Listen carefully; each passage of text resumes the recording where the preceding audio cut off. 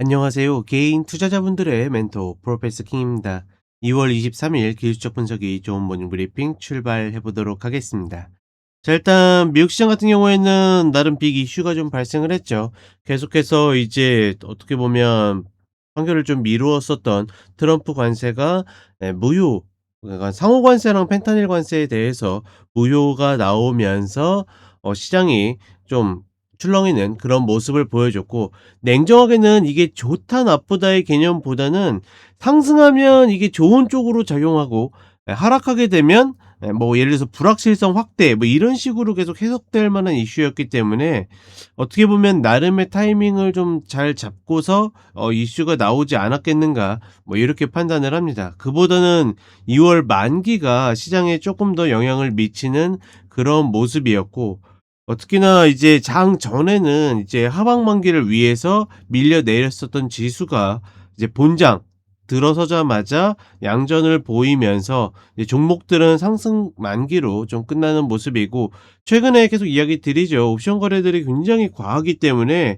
이런 부분에 대해서 시장이 조금은 민감한 그런 모습들을 보여주고 있다.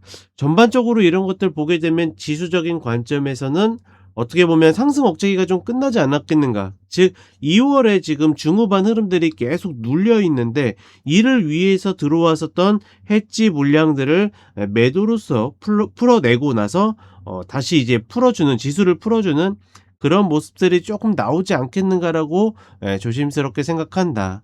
그리고 어쨌건 관세에 대해서는 너무 크게 고민할 필요 없습니다. 그것 때문에 시장이 오를까 내릴까는 전혀 문제가 되지 않는다라는 거. 그보다는 여전히 빅테크, 그 상대적으로 좀 부진한 빅테크 흐름이 좀 더 중요하다라고 보시면 될 것 같고, 한국 시장 같은 경우에는 여전히 반도체 중심의 주도주들이 계속 순환해서 올라가는 모습을 보여주고 있고, 특히나 정말 예전부터 늘 이야기 드리는 거, 우리 시장의 상승 공식이 뭐죠? 삼성전자의 상승, 지금은 이제 SK하이닉스니까 반도체라고 일컬으면, 반도체의 상승과 금융주들의 상승이 나오면 우리 시장은 다른 종목들이 다 폭락해도 올라가게 되어 있습니다.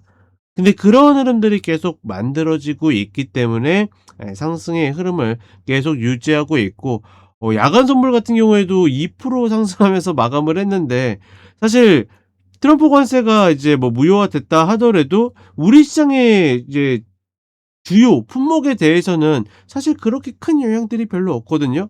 그리고 상대적으로 다른 나라들의 어떤 야간 흐름을 봤을 때도 뭐 그렇게 올라가지 않았는데, 역시나 이런 흐름을 계속 보이고 있는 것은 우리 시장으로 계속 유입되는 어떤 패시브 자금에 대한 어떤 선순환매, 이것들이 계속 반복되는 것이 아닐까, 이렇게 판단하고 있고, 그런 흐름 때문에 이제 기관들의 매수가 많이 들어오는 것도 분명히 있고, 다만 이제 이게 이제 끝물에 갔을 때는 어떤 흐름으로 갈지는 우리가 미리 예단할 이유가 있다 없다?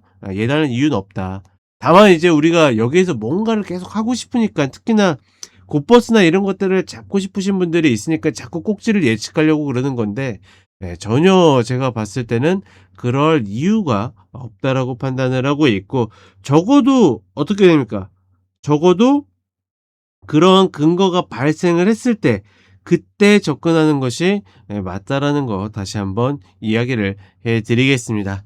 자, 그리고 제가 이제 늘 이제 월요일 거는 토요일이나 일요일 날 일찍 올려 드리기 때문에, 일요일 날, 그쵸? 매월 마지막 주, 그러니까 마지막 일요일은, 마지막 주도 헷갈릴 수 있으니까 매월 마지막 일요일에 저희 공개 방송이 있다라는 거, 언제든지 궁금한 거 있으시면 한가득 싸들고 오시면 또 함께 즐거운 시간 갖도록 하겠습니다. 자, 그럼 간단하게 차트 보도록 하겠습니다. 자, 먼저 나스닥 선물 30분 흐름을 보게 되면, 최근에 이제 그 소프트웨어가 불러온 어떤 이 AI발 하락 흐름들이 좀 만들어지면서, 이 과정에서 이제 들어왔었던 어떤 해지 물량이나 매도 물량들을 마지막으로 좀 눌러냄으로써 시장이 좀 이 만기, 그 미국 같은 경우에는 옵션 만기가 지수 같은 경우에는 시초가로 정해지고 종목 같은 경우에는 종가로 정해지거든요. 그러니까 그걸 위해서 마지막에 눌렀고, 이게 끝나자마자 튀어오르는 모습. 결국은 지금 시장이 정말 하락 추세로 갈 것이 아니라 그러면 지금의 흐름에서 그러니까 이 하락했었던 파동들을 쌍바닥을 만들고 다시 이 구간으로 올리는 그런 흐름이 만들어져야 된다라고 보고 있는데 과연 그게 이제 중요한 거는 이번 주에 엔비디아 실적 발표가 있죠. 그것들이 예전에는 그러니까 이전의 흐름에서는 박스권 상단에서 이루어졌기 때문에 발표하면 계속 얻어맞는 흐름이 있었는데 이번에는 중단보다 밑에 있기 때문에 과연 그것이 박스 상단으로 가는 그런 흐름들을 만들어 줄지 그런 부분들을 우리가 확인해 볼 필요가 있고 매도 입장에서는 이 현물 일봉으로 보게 되면 지금의 이 뭉쳐 있는 이 자리가 절대 올라가면 안 되는 자리고 반대로 매수 입장에서는 이런 자리들이 월요일 날 120평 같은 거 갭으로 만들어 놓고 상승할 수 있다라 그러면 2월 마감은 고생했으나 다시 제자리로 돌리는 그런 흐름이 될 가능성이 높다. 그 정도로만 참고하시면 될 것 같습니다. 그리고 한국 시장으로 오게 되면 거침없이 올라가고 있죠. 이제는 갭의 숫자를 세는 게 무의미할 정도로 그냥 이렇게 숫자가 올라갔다라는 거는 이미 상식 밖의 흐름이라는 겁니다.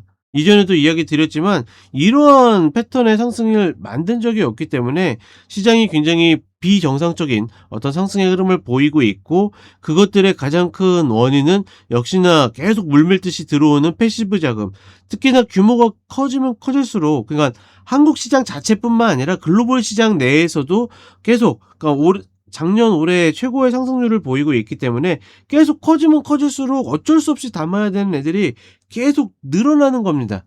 그러니 어떻게 됩니까? 이런 흐름들이 나름 선순환하면서 계속 매수로 들어오고 있고 이런 부분들이 상승의 상승을 계속 낳고 있다.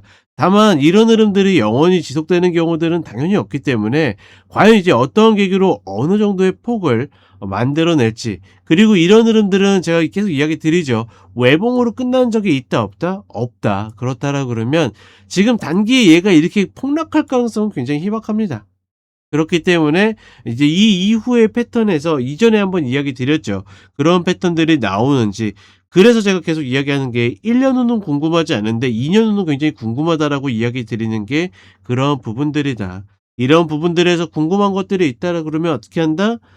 일요일 날 저녁 9시에 저희 라이브 오셔 가지고 또 유익한 시간 만드시면 될 것 같습니다.